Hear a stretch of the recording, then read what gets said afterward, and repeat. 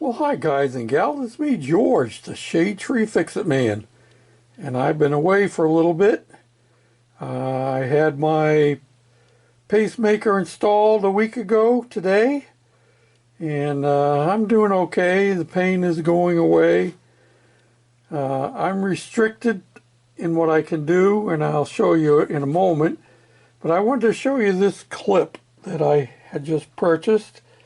And what I'm using them for, you can see right over here, they are perfect for holding your fuel line in place. It clips right on the frame, and then your fuel line clips right into it. You could also use it for brake lines. And I have also been using them for electrical, for the wiring coming back. Now the problem I'm having, because I'm limited in the use that I have of my left hand, I can't really take it out of the sling much. I need to put wire ties up in there, and that's the most inconvenient part of this whole deal.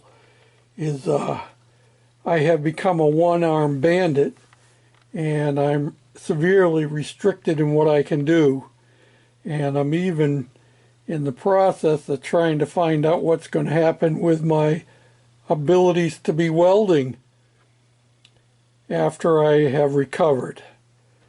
I have read a couple articles that say that you shouldn't be using your MIG welder, which is down under there.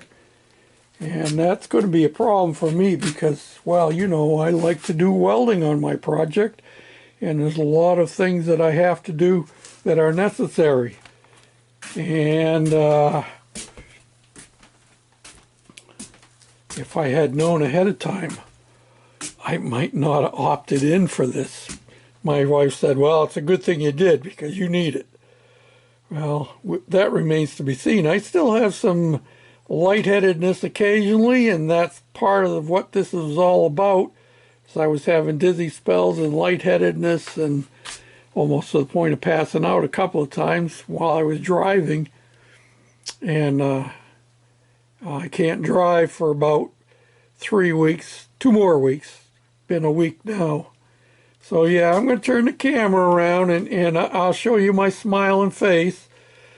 Here we go now. Hold on. Oh. Hi. Well, let me set you down because, well, you know how it works. I'm just as shaky as it can be, and that didn't change with this. Let me slide you back. I got you set back here on my wheel. There we go. How you doing? Yeah, well, I have my arm in a sling, which restricts my motion, and it keeps me from swinging my arm up. I have a strap that goes around my arm here, and a strap that goes around my left wrist and hand down here, and then this whole thing goes around there. That's all to keep me from raising my hand up too high. I can't lift more than 10 pounds at the moment. And it's to keep me from, let me slide you back here again, it's to keep me from raising my hand up like this. So when I'm sitting in class at school, I can't raise my hand with my left hand, you know what I'm saying? Yeah. So if you go on Facebook on my channel, you can see a picture of me when the nurse was here changing my dressing. It's right up in this area, right up in here. And I counted, when she had it opened up, I counted 11 staples in that thing. Yeah. So it's going to be a while before I get back to full operation again. Hopefully they'll be taking out the staples in another couple of weeks, and I can get back at it a little bit more. But I'll still be restricted on my lifting and stretching and all that kind of thing. They said I can't go back to full activities for 8 to 12 weeks. Well, let's zero in on 8 weeks and forget about the 12. You know, I got things to do, people to see, places to go. So I can't play my guitar right now, so that's sitting at home instead of going to church with me. But I appreciate all your thoughts and comments, and I know some of you have been on my Facebook page where I posted the picture. And, well, you know, my alternate ego is Goofy after all, and I made a goofy face when I had my, well, actually, I took the selfie with my cell phone. Yeah. But things are going well. And I just wanted to touch base and let you know I'm okay. I did have a rather sad thing take place. While I was on the operating table, one of my younger brothers passed away.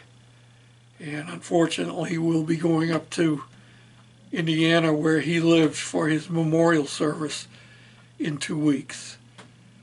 So, yeah, but that's part of life. And it wasn't totally unexpected, and thankfully my brother Bobby was prepared to go. And so if you think of my brother Bobby's wife, Sharon, say a prayer for her. So, until next time, let's finish this off right, you know? You know, there's always something good to be done with this all kind of stuff. So we're going to do this. We're going to close this video off by George grabbing a hold of this thing right here.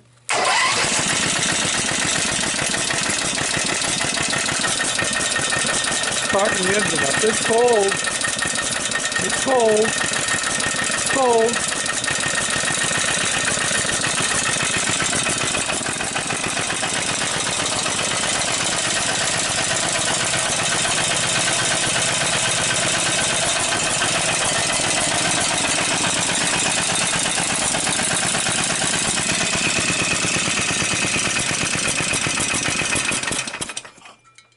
Now, I do have one more thing that I need to tell you that I'm planning on doing.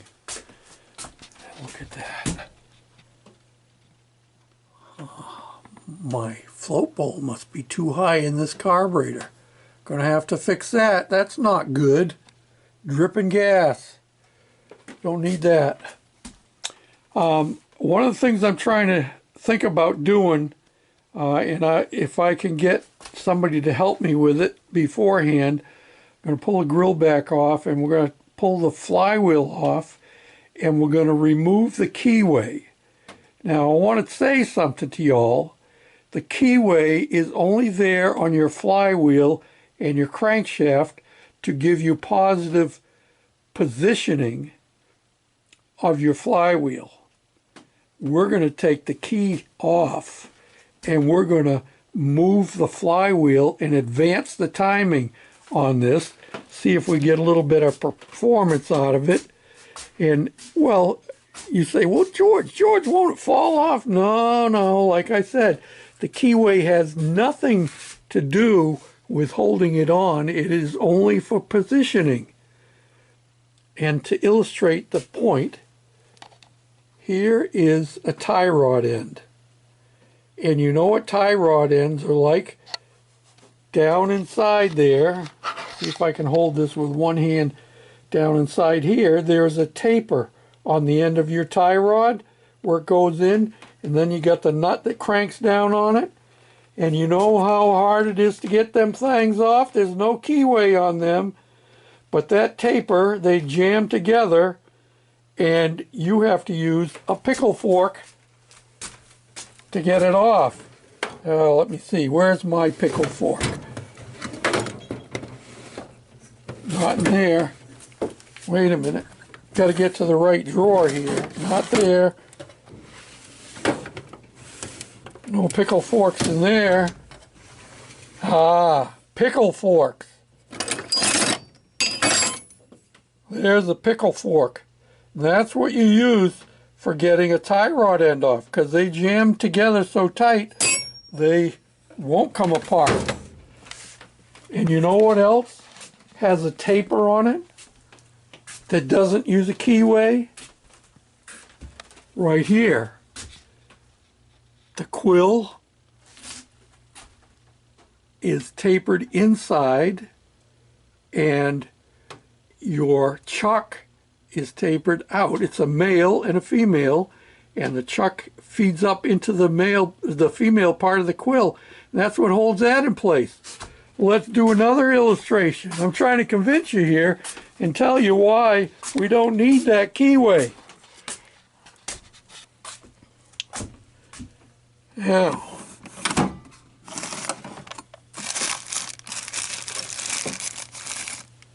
here's the taper. This is, I think, a number 1 taper, Morse taper. There it says it, MT1, Morse taper 1. This down here has a female taper on it, and this slides into there, and it holds it in place. There's no keyway in there, because you don't have to worry about the timing on this. And if I push it in there, it would be hard to get it out. So that's what we're going to do. The flywheel has a taper on the inside, and the crankshaft is tapered where the flywheel goes on. So we're going to pull it off, we're going to pull the key out, and we're going to rotate the crankshaft about the width of the key to advance the timing, and see if that maybe will help with our puffing back through the carburetors. We're not sure. Still might be a choke issue going on. Not a choke, but I mean a valve issue going on. And if I have to, I'll pull the heads off again and recheck all the valves again. I know it's not a matter of the timing between the camshaft and the crankshaft, as that's never been apart since I've owned it. And so there's no reason to believe that it has jump timing, because it wasn't puffing back through the carburetor when I started it the first time.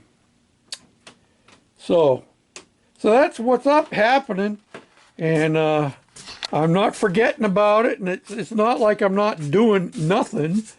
It's just that I can't be doing everything that I would like to, and that's not good with the gas leaking down on there like that. Not happy with that. Yeah, not good. Not good. Pull that carburetor apart and reset the float level. All right, no more fooling around. Oh, the other thing I'm thinking about doing when I take that flywheel off, I'm thinking about taking the weights off the inside to lighten it up. I don't really have to have the charging system in this. I'm going to think about that some more, because I do have lights and all that, and so it's good to have the lights working off the charging system and not just running off the battery. If I have to, I could just charge the battery in between uses, because all it's used for, other than the lights, would be for starting. So, all right. Now I'm going to say it. Thanks for watching, commenting, subscribing, thumbs up, sharing, all them good things. Till next time, this is George, the Shade Tree Fix-It Man, saying bye for now.